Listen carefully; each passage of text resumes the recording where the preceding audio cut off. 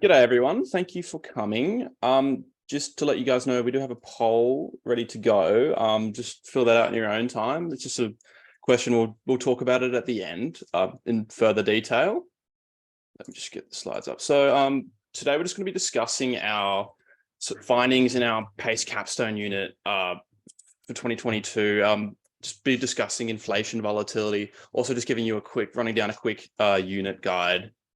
So firstly, thank you for guys for coming. So our PACE, we're going to be talking about a PACE story, a bit of brief info on leadership and team development. And lastly, we really want to have a good discussion about macroeconomics with you guys. And again, thank you for the Macquarie University Economic Society for hosting this. And for more details, this will be recorded on Echo, and we will be uploading this to our website in the meanwhile. So first off, Phase one will be going through what you can learn from our experience. Second, we'll be looking at sort of macroeconomic trends with our findings. And then thirdly, we want to know what you think. What do you think about inflation volatility? What do you think is the driver behind it? What's going on in the global economy? So first off, just go quickly through our self-development me and Mo had throughout this unit. I guess this unit really showed us how to understand the value of econometrics. Econometrics is so important to any economic job you're working or research project you're working on. It's fundamental to evidence. It should be always finished first before analysis, interpretation, theory, and policy implications. Like science, it's really the bread and butter. It's structured with a hypothesis, briefly, then a methodology, which is the econometrics results and interpreting this data, and then a conclusion after that. It's essential. Presentation, we had 3 presentation experiences. Really good to talk to people who are very engaged and interested in economics, and our industry partner, who was very, very delightful to hear her insights into. We'll go into more detail with our industry partner. And lastly, innovation was incredibly interesting dynamic. We explored thinking outside the box is essential with working this kind of stuff. How can we innovate and make our project sort of more substantial, have more weight, and contribute to the academic discussion? This is a huge consideration. Now on to Mohamed, his developments. Yeah, thank you, Calum. That was really informative. So just briefly, the 3 big things that I found in the PACE unit, which were really vital, were teamwork, communication, and theory. So teamwork, it's really important for, as economists in the Capstone unit and the professional world. And it really just looks like two major things: knowing what your strengths are and knowing what your teammates' strengths are. That way you can organize with each other to make sure that the work that you're going to do is going to be better than what any of you could have did on your own. The second part, just one sec, Mohamed. Sorry, your mic's just a bit off. Your microphone, so it's not in properly. Can you hear me now? I think it's just your mic's too far away from your.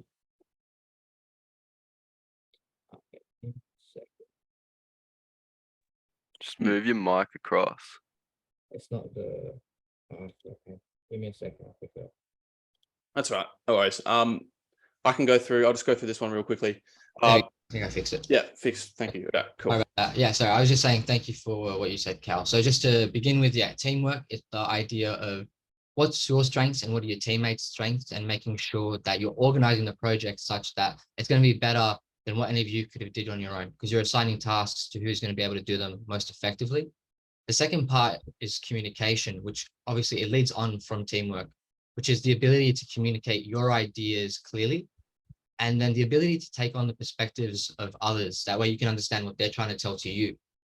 And then the last part, which was the part that I had a lot of work on in this assignment, was economic theory itself. Throughout our degrees, we've had the opportunity to work with economic theory, looking at the work of past economists. But this unit was the first time we had the experience of actually getting to further economic theory. And the thing I learned most about economic theory was, again, in regards to communication. Being able to boil down really what your theory is about and communicating it in the most simple way possible. Cool. Yeah.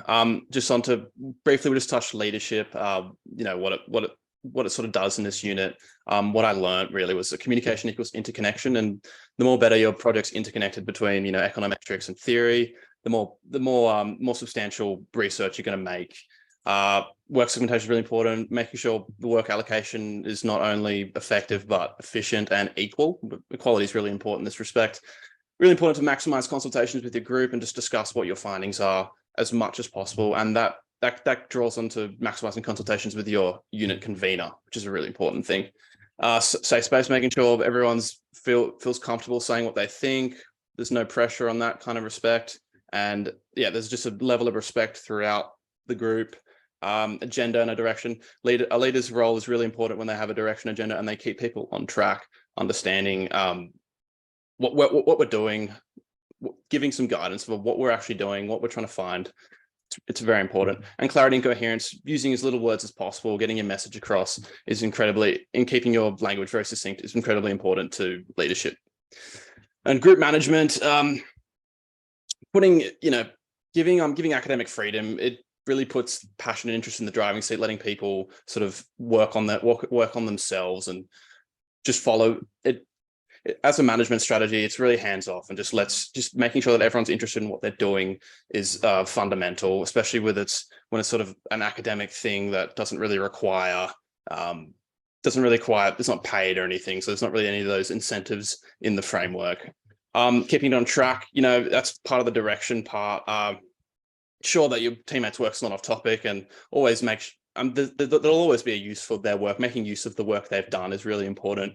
And you don't want to get people demotivated if they've done something that's not on topic. You can always sort of use that stuff for another part of your project. Universal competence, lastly, that's really important to management. I found understanding every sort of line of work is essential, and just second guessing your teammates' work, double checking, it's fundamental to leadership. So on to evolution of our topic from Mo. Yeah, so the assignment really began with Calum raising the point that the paradigms of inflation have possibly changed. You know, with COVID-19, we've seen inflation reach levels that we haven't seen in decades. And this raised the question of, is it because of the same reasons we've seen in the past, you know, especially say, for example, in the 70s, or had the underlying cause of inflation and inflation volatility changed? And this question was really interesting to us because we all had different perspectives on what drove inflation. Which then raises the question of what is the nature of inflation? Had that fundamentally changed? You know, Calum had held the perspective that the nature of inflation had changed, that changes in the structure of the market and current ongoing issues such as the conflict in Ukraine had caused inflation to move up to a permanently higher state. And I held the monetarist perspective, which is really that inflation everywhere and always has been a monetary phenomenon. And this time was not really any different. And then obviously within our group, there were economists who sat, you know, closer to either side of the polls, and that really helped us to determine where we wanted to take the analysis. And that then raised the question of, how do we measure inflation volatility? So throughout the initial and the middle stages of the assignment, we were constantly having to restructure our hypothesis, you know, going from measuring inflation proper to the actual question of inflation volatility. Once we settled on that question, we had to come up with the method of measurement. And our method of measurement was regressing the variance on the variance of inflation volatility. So what does that mean exactly? As Calum might be able to speak to in more detail, we had used models such as GARCH and ARCH. These are volatility models, but we didn't find that they were giving us the information that we really needed. And so James and Cal ended up coming up on a model of their own creation, where they took the variances of different baskets of goods, their prices over time, and regressing that on the variance of inflation itself. And by looking at these variances over time, we were able to tell whether or not those paradigms had changed. Had the drivers of inflation really changed, or had they remained consistent over time? And then what we had found was, in essence, that the drivers had not changed. The significant driver remained the same. What had surprised us was that there was an interaction between consumer confidence and those significant variables. in order to kind of understand why consumer confidence and those macroeconomic variables such as energy prices and agricultural prices were drivers of inflation volatility, we had to come up with some new theory. In the past, economists like Friedman, looked at the money supply, or Keynes was concerned with price setting, but we hadn't really, as economists, looked at individual behavior and how that impacted volatility. Our theory remained concerned with those macroeconomic variables, but we needed a story that was going to make sense of the data that we had looked at. And so we decided to take a microeconomic look. And in essence, we demonstrated that consumer confidence had a major interaction with these market forces. And obviously, yeah, thanks. Interesting stuff. I was so lucky to have Mohamed on my team. That theoretical analysis really put us apart. So just onto our results. The main, as Mohamed was saying before, it's a lot about confidence in inflation itself. So if you look at the output right here, agricultural energy indexes, inflation indexes, very significant when it comes to inflation volatility. The surprising factors were that the tightness of the labor market, or the fluctuations of the labor market, didn't really have much to do with inflation variance. VIX, representing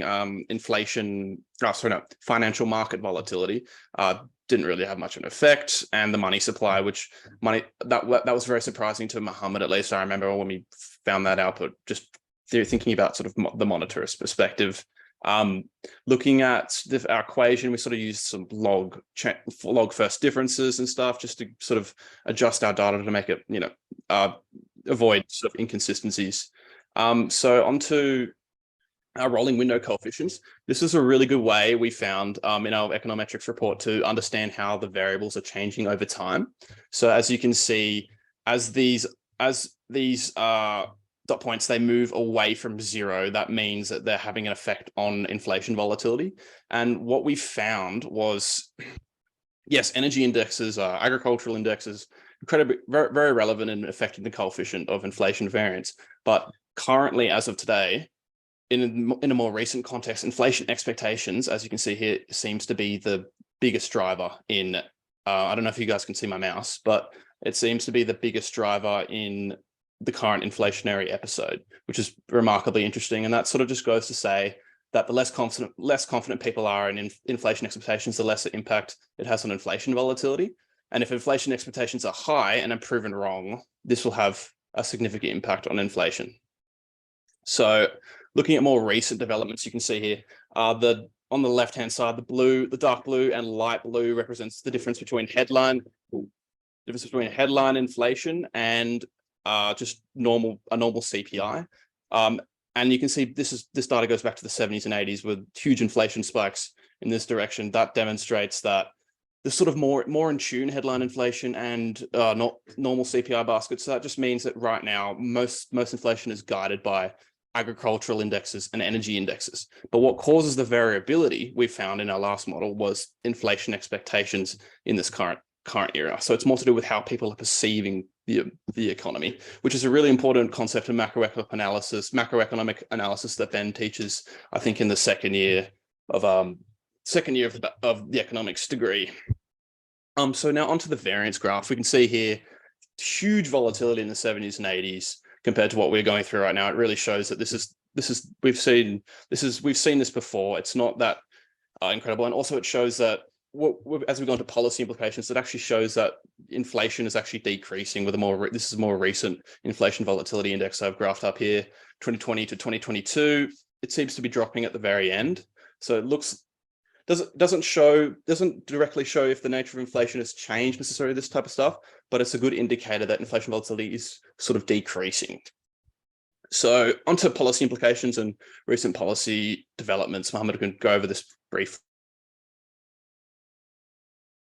Yeah, so especially if anyone's been looking at the news, I believe yesterday, Powell spoke for the Federal Reserve, and it raises an important point, which we saw in our own work, which is that consumers at the end of the day most consumers are only going to know what they see in the news and when they go in the shops and see the prices on the shelf.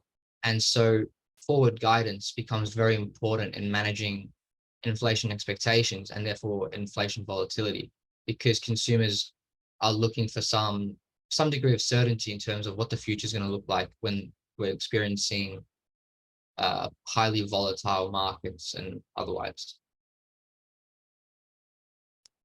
So volatility, as it says, is a nightmare, not just for central banks, but also for consumers. And it can become a bit of a spiral if people continuously are acting in a way which might be considered irrational or not long-term, if they're dumping stock or saving at a much higher rate than they typically would. And so the whole point behind the central bank's thinking is, how do we manage the volatility behind consumer behavior? That way we can manage the volatility of the market itself. So as I mentioned earlier, that Jerome Powell 2 days ago talked about how the disinflationary process has started, in which he was referring to the fact that inflation went from about 9%, I believe, in June of last year or so, to around 6% this quarter. And obviously that reflects positively that economists are getting the deflationary process started and getting inflation under control. But as he noted, that we also need to make sure that we're not too quick in jumping off the brakes. So just onto our contributions to our industry partner, which is pretty fundamental to what this unit is about. First off, Belinda was very impressed with our methodology, especially with our calculation of variance. So to put it simply, we had monthly data of inflation, and then we calculated that into a quarterly variance, and then modeled that on just a normal regression with other variables. That was an innovative strategy thought up by my teammate, and it worked remarkably. She was really interested as a robust methodological framework because it sort of differentiates itself among sort of normal methods of volatility measurement, which is normally residual clustering. Volatility clustering through residuals, so squaring the residuals. This was just a new and unique way, and she thought it was very innovative. And that showed to her that that's a very interesting way of putting that into perspective. So she was also very interested in the food and energy findings we had. It's critical to our understanding of inflation. These goods are autonomous at the end of the day, and they, of course, are going to be deeply intertwined with macroeconomics. Our main argument, though, was that the food and energy don't actually necessarily affect inflation volatility, but they're more to do with affecting inflation. Well, over time they are in the whole 20-year time bracket.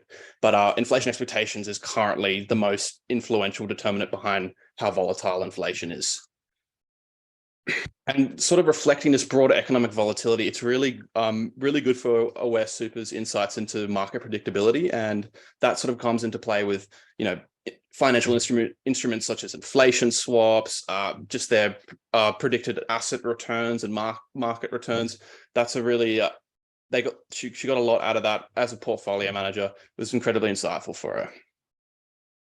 So I'll just get the poll up and we'll just see what you guys thought was the most influential driver at the time. Is that viewable? Yeah.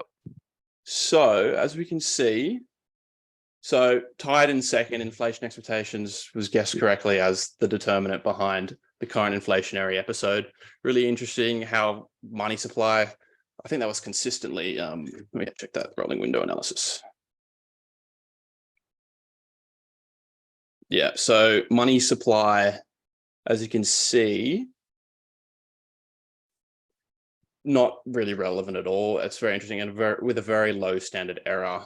So our biggest driver, inflation expectations. I mean, I don't blame you for picking energy prices and agricultural prices. They're so essential to inflation.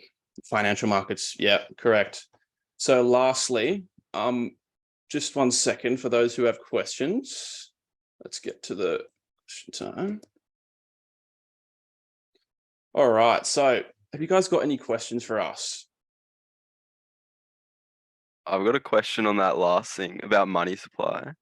Yep. Do you think maybe could have or should have used a lagged money supply? We did. Okay, so you did, right? Okay, so how'd you do that? You just add the first difference. So those from our model should be first. Surely there'd be mad correlation between like increasing money supply by how much they did. Well, you got to think about it. Of course, that's going to affect inflation at the end of the day. But what we're looking at is inflation volatility, and that just Yeah, from but a it would have model changed doesn't. heaps. It would have Well, changed heaps. maybe Mohamed can have some insight into this, but it should be, from our findings, it wasn't really an influential determinant behind the recent inflationary volatility. Yeah, it's interesting. Any other questions?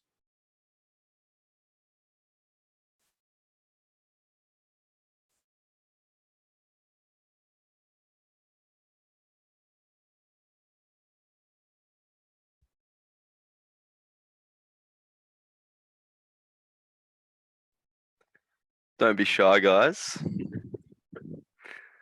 I guess I'll do another question just to get it going. So what econometrics models, like now that you've finished it, do you think maybe looking back on it, would you used anything different or? Yeah, that's a really good question. I think for me, it would probably be the angle co-integration test. I really wanted to get to use that in a practical, in an academic environment. Basically, it just shows correlation and causation.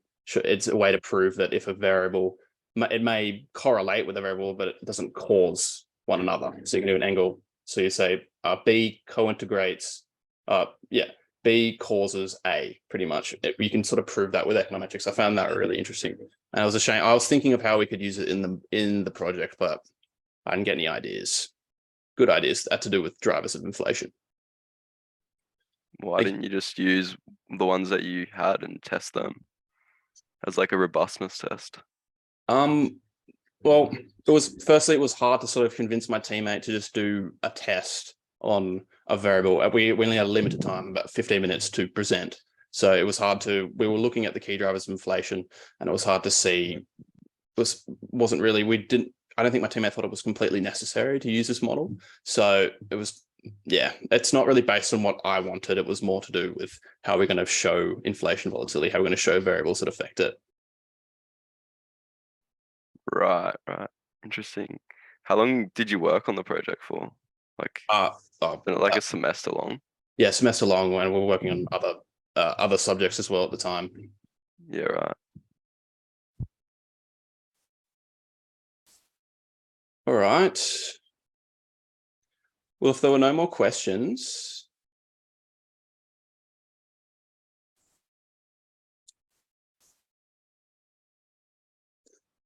okay, again, thank you for coming to the event, everyone. It was really good to see, especially, we got a chat. Yep. It's really good to see U Society members show up and sort of show some interest in inflation volatility. We will be uploading this on the website if anyone wants to see further of our findings. And once again, thank you. We'll keep you in the loop for upcoming events. We're planning a sort of industry event, and I think week 1, and then we're thinking of doing an academic debate in week 7, and then a interdisciplinary career event that will be going over 2 careers and how they differentiate and how they're unique in a way. So we'll definitely keep you in the loop. Let us know if you guys have any questions or queries. Let us know if you're seeking volunteer work in the society. And thanks again so much. Thank you. No worries. Thanks, Cal. Thanks, Mo. No problemo. See ya. See ya.